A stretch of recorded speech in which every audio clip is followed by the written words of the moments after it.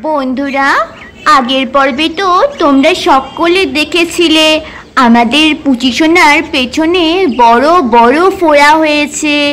তাই দেখো, এখানে রাধাদের বাড়ির সবাই মিলে খুব চিন্তা করছে কখন ডাক্তারবাবু এসে আমাদের পুচিসোনাকে সারিয়ে তুলবে। ব্যথা ব্যথা করছে মাম্মা।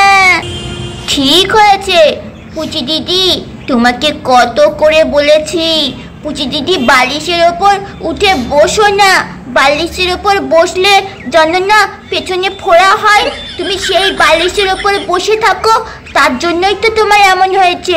বুচুর কোনো কথা তো তুমি শুনতে চাও না। বুচু চুপ করো। পুচি সোনা, একটু শান্ত হ রে। এক্ষুনি ডক্টর চলে আসবে। তোর বাবা আর কাকা মিলে ডক্টর আনতে গেছে। আসুন ম্যাডাম, আসুন আসুন। হ্যাঁ, এই বাড়িটাই, আসুন আসুন। ম্যাডাম, আপনার সুটকেসটা দিন, অসুবিধা হলে আমি নিয়ে যাচ্ছি। না না, নো থ্যাঙ্কস। দেখেছো, আমি মহিলা বলে ভাবছি আমার গায়ে জোর নেই। হ্যাঁ, আমার সুটকেস আমি নিতে পারি। জানেন না তো আমার গায়ে কত জোর। চলুন চলুন, কথা না বলে বেশি চলুন, দেখি কি সমস্যা। আরে কি, পুচির পেছনে তো দেখছি অনেকগুলো ফোড়া হয়েছে। রাধা, ডক্টর ম্যাডাম চলে এসছে তো, তাই ঘর থেকে যাও যাও, একটা চেয়ার নিয়ে এসো, নাহলে ম্যাডাম বসবে কোথায়? হ্যাঁ, বুচুর বাবা, আমি দাঁড়াও, এক্ষুনি নিয়ে আসছি ঘর থেকে একটা চেয়ার। বন্ধুরা, তারপর তো আমাদের রাধা ঘরে চলে যায় চেয়ার আনতে। এই নিন ম্যাডাম, এই চেয়ারে বসুন। আর দেখুন না, আমার মেয়ে সকাল থেকে কেমন কষ্ট পাচ্ছে ফোড়ার যন্ত্রণায়। আরে মা, আপনি সরে যান না, ম্যাডাম এখানে কি করে বসবে? আপনি পা ছড়িয়ে এখানে বসে রয়েছেন। হ্যাঁ, খালি আমার বসাটাই তোমার চোখে পড়ে বড় বৌমা, আর ভালো লাগে না, আমি থাকবো না এই বাড়িতে। আরে দেখেছো মা, এখনো গন্ডগোল পাকাচ্ছে, এইদিকে আমাদের পুচিশোনাটা এত কষ্ট পাচ্ছে। আরে রিল্যাক্স, আপনারা নিজেদের মধ্যে এত ঝামেলা করবেন না, আমাকে ট্রিটমেন্টটা করতে দিন। আরে আরে আরে, কি হলো?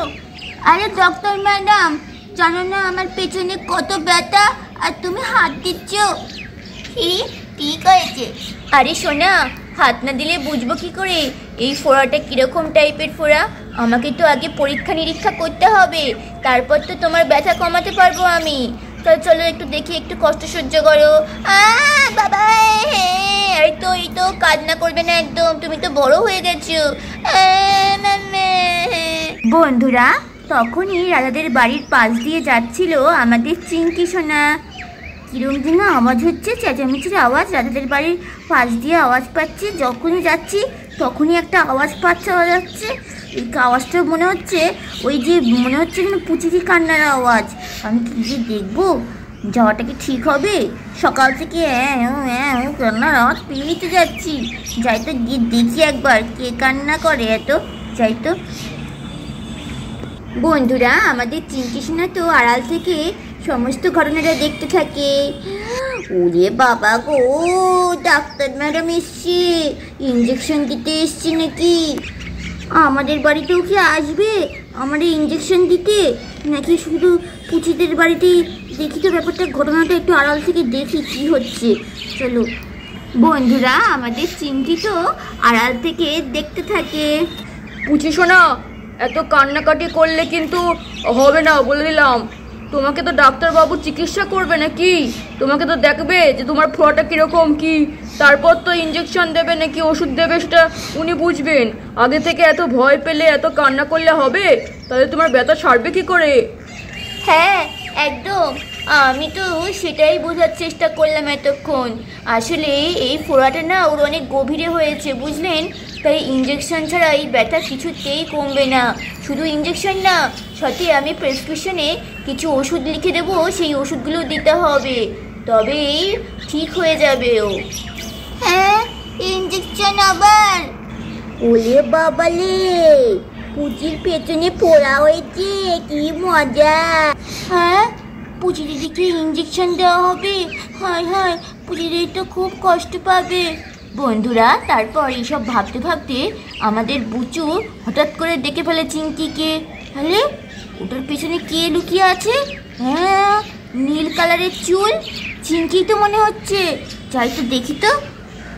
আরে বুচু আসছে মনে হচ্ছে, এক্ষুনি আমাকে পালাতে হবে এখান থেকে। বন্ধুরা আমাদের চিঙ্কি তারপর পালাতে যায়, আর অমনি বুচু ধরে ফেলে। ওই দাঁড়া চিঙ্কি, দাঁড়া দাঁড়া, আমি কিন্তু তোকে দেখতে পেয়েছি চিঙ্কি। তুই দেখতে পেয়েছিস তো কি হয়েছে? আমি কি চোর নাকি? তুই চোর না, কিন্তু তুই আমাদের বাড়িতে এসে কি করছিস? চোরের মতোই তো লুকিয়েছিলিস। তোর চোখটা না পুরো খারাপ হয়ে গেছে বুচু। আমি তোদের বাড়িতে মোটেও লুকিয়েছিলাম না। আমি কি এই রাস্তা দিয়ে যেতে পারিনি নাকি? তোদের বাড়ির সামনে দিয়ে আমি যাচ্ছিলাম। তুমি একদম মিথ্যে কথা বলবা না বলছি চিঙ্কি। আমি জানি তো যে তুমি আমার পুচি দিদিকে ইঞ্জেকশন দেওয়া দেখছিলে। খুব দুষ্টু আছো, কারোর খারাপ হলে তোমার খুব ভালো লাগে তাই না? সব যখন বুঝে গেছি তখন আবার জিজ্ঞাসা করিস কেন? হ্যাঁ ওই ওই তারা তারা তারা তারা। আরে বুচু কোথায় গেল? হ্যাঁ, রাধা দিদি তো আমাকে বলেছে বুচুকে দেখে রাখতে। এমা বুচু কোথায়? হায় হায়, এর মধ্যে আমি ওকে কোথায় খুঁজবো? বুচু বুচু বুচু। আরে কাকিমা, বাড়ির সবাই ওখানে আছে, তুমি এখানে রাস্তার ধারে চলে এসছো। খুব দুষ্ট হয়েছে কিন্তু তুমি বুচু, বলে দিলাম। আসো এদিকে, আসো শিগগিরই। বুচু দিদিকে ইঞ্জেকশন দেওয়া হচ্ছে আর উনি সেখানে এখানে ঘুরে বেড়াচ্ছে। চলো। আরে আমি ইচ্ছে করে ঘুরিনি, চিঙ্কি এসছিল। সে যেই আসুক তুমি চলো এখন। আপনারা কেউ পুচিকে কোলে নিন, আমি পুচির পালসটা আগে একটু চেক করতে চাই। হ্যাঁ ম্যাডাম, আমি ওর মা, আমি নিচ্ছি আমার মেয়েকে কোলে। আয় আয় পুচি, আয় কোলে আয়। ও মা, আমার ব্যথা করছে। এই তো সেরে যাবে, শোনা আসো, আস্তে আস্তে আস্তে। আসো আসো আস্তে আস্তে। বন্ধুরা তারপর তো আমাদের রাধা আমাদের পুচি সোনাকে কোলে নিয়ে নেয়। নিন ম্যাডাম, এবার চেক করুন। হ্যাঁ চলো, আমি এবার চেক করি। জোরে জোরে শ্বাস নাও তো মামুনি। আরে জোরে জোরে শ্বাস নাও।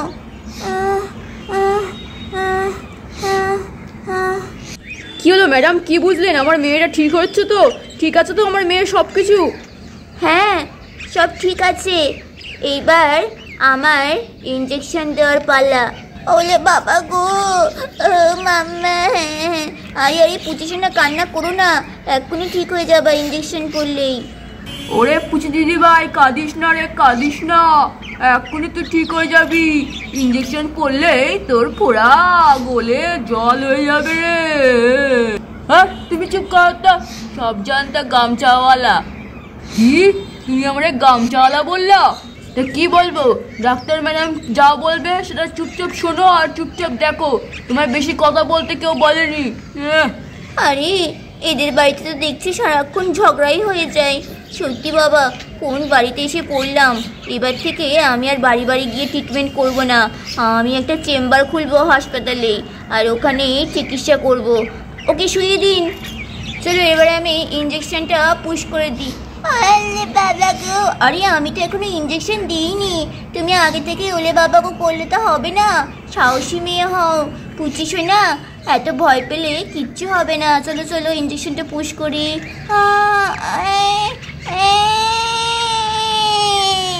এই তো হয়ে গেছে আমার, এক্ষুনি ব্যথা কমে যাবে। চলো এই ড্রপটা এখন আমাদের পুচির পেছনের ফোড়াগুলোতে এক ফোঁটা করে দিয়ে দিই, তাহলে ইনফেকশন হওয়ার সম্ভাবনা থাকবে না। চলো দিয়ে দিই। এই এক ফোঁটা দিলাম, এই এক ফোঁটা, এইটাতে এক ফোঁটা, এইটাতে এক ফোঁটা, এইটাতে। শ্যামলাল বাবু, এই নিন প্রেসক্রিপশনটা ধরুন, এক্ষুনি ঠিক হয়ে যাবে ও। আর ওই 2 ঘন্টা অপেক্ষা করুন, ব্যথা একদম কমে যাবে আর পেছনটাও ঠিক হয়ে যাবে। এই নিন ধরুন। আচ্ছা ম্যাডাম, এই প্রেসক্রিপশনটা কি করব? আরে প্রেসক্রিপশন দিয়ে মানুষ কি করে আপনি জানেন না? এই প্রেসক্রিপশনের মধ্যে অনেক ওষুধের নাম লেখা আছে। এই ওষুধগুলো ওকে 1 সপ্তাহ খাওয়াবেন, যাতে আর ফোড়াটা বাড়তে না পারে। এই 1 ঘন্টার মধ্যে সব ঠিক হয়ে গেলে ভাববেন না যে ও একদম পুরোপুরি সুস্থ হয়ে যাবে, তা নয়। ওকে 1 সপ্তাহ খেয়াল রাখতে হবে।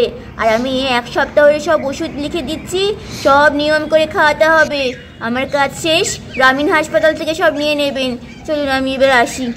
হ্যাঁ, আমি যে ইঞ্জেকশনটা পুশ করলাম তাতে ওর ঘুম পেতে পারে, ঠিক আছে? ঘুম পেলে ওকে ঘুম পাড়িয়ে দেবেন যাতে ব্যথাটা আরেকটা কমবে। আর ঘুম থেকে উঠে দেখবেন ওর একটা ফোড়াও নেই। আরে এটা কি ম্যাজিক খেলেন নাকি? ঘুম থেকে উঠলাম, ফোড়া গেল ভ্যানিশ হয়ে গিয়ে, কি মজা। আচ্ছা ম্যাডাম, আপনাকে অসংখ্য ধন্যবাদ। বুচির বাবা, যাও ম্যাডামকে একটু এগিয়ে দিয়ে এসো। ডাক্তার ম্যাডাম, চলুন আপনাকে আমার এই সাইকেলটার পেছনে বসিয়ে হাসপাতালে ছেড়ে দিয়ে আসি। কেন? আমি কি পঙ্গু নাকি? আমি কি হাঁটতে পারি না নাকি যে আপনার সাইকেলের পেছনে বসে যাব? হ্যাঁ, আসার সময় আপনার ভাই বলছে সুটকেসটা দিন। সুটকেসটা দিলে আমি কি বহন করতে পারি না নাকি জিনিসপত্র? আমার গায়ে অনেক শক্তি আর আমার পায়ের অনেক ক্ষমতা। আমি চললাম যত সব গ্রামীণ লোকজন। আরে কিরে বাবা, ভালোর জন্য ম্যাডামকে কত সম্মান দিয়ে বললাম, ম্যাডাম আমার সাইকেলের পেছনে বসুন, হাসপাতালে দিয়ে আসবো। ও মা গো, আমার আবার গরম দিল। ভালো লাগে না তো। বন্ধুরা, এতক্ষণে তো আমাদের পুচিসোনা ঘুমিয়েও পড়ে। সোনা ঘুমালো, পায়া জড়ালো, বরকি এলো দেশে, বুলবুলিতে ধান খেয়েছে, খাজনা দেব কিসে। তাহলে বন্ধুরা, আমাদের আজকের এই পর্বটা তোমাদের কেমন লাগলো অবশ্যই কমেন্ট করে জানাও। আর ভালো লাগলে অবশ্যই এই চ্যানেলটাকে সাবস্ক্রাইব করো, ভিডিওটাতে লাইক করো, কমেন্ট করো, ঠিক আছে? আর হ্যাঁ, আর সবাই প্রার্থনা করো যেন আমার পুচি দিদি তাড়াতাড়ি সুস্থ হয়ে যায়। Love you all, bye by.